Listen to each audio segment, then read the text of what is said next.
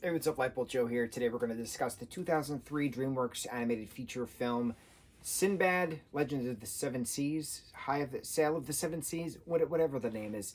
It's a weird retelling of a Sinbad story because you have the Greek goddess Eris, who's the goddess of strife, being like the main villain, but Sinbad is the main villain in this because he's not a good person, and like Sinbad is Greek in this, but he's like Arabian. He's a Muslim sailor in like all of the retelling stories. Like Sinbad's from Baghdad, which is the capital of Iraq, which is one of the Arabian countries. So like, why is he Greek in this? And then his best friend is Probus, who's the Prince of Sicily. Excuse me, Prince of Syracuse on Sicily.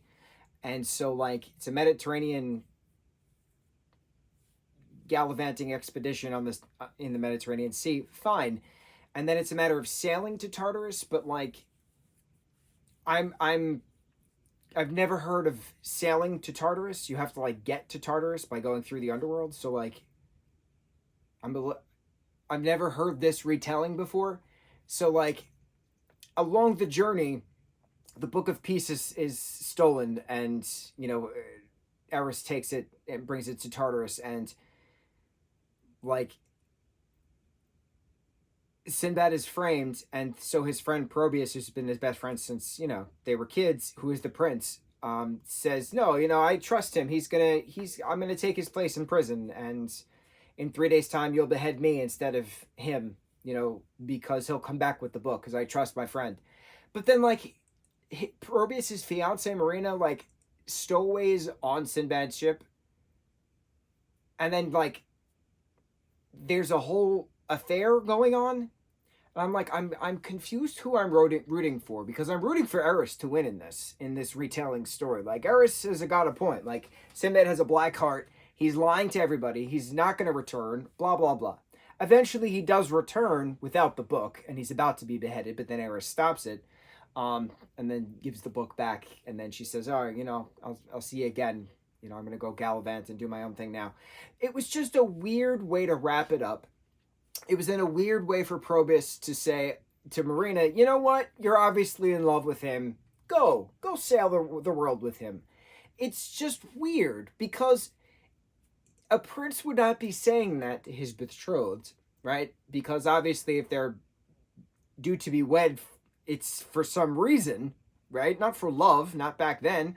It was just weird. It was weird. Why was Sinbad not from Baghdad in this? I don't get it. Why was he made Greek in this? Like, I from any of the random like old movies that you see of Sinbad, he's normally of Muslim descent. He's normally an Arab. So I don't understand where this non-Arabian Greco change came into play, because the Sinbad story is of Sinbad from Baghdad.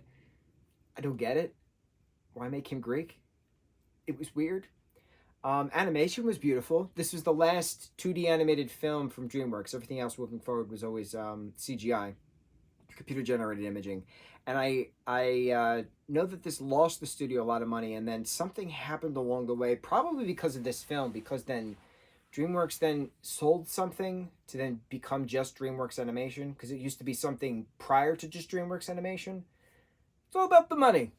If the film doesn't make money, stuff happens then with the company. So it was weird. It was a weird story, beautiful animation. There were parts of Treasure Planet I saw in that, especially when the ship was flying at the edge of the world. That part was really cool. But again, Gates of Tartarus being sailed to in the sea, that's something new I've never heard of before. Interesting. I didn't like it. On to the next review. Mucho mahalo.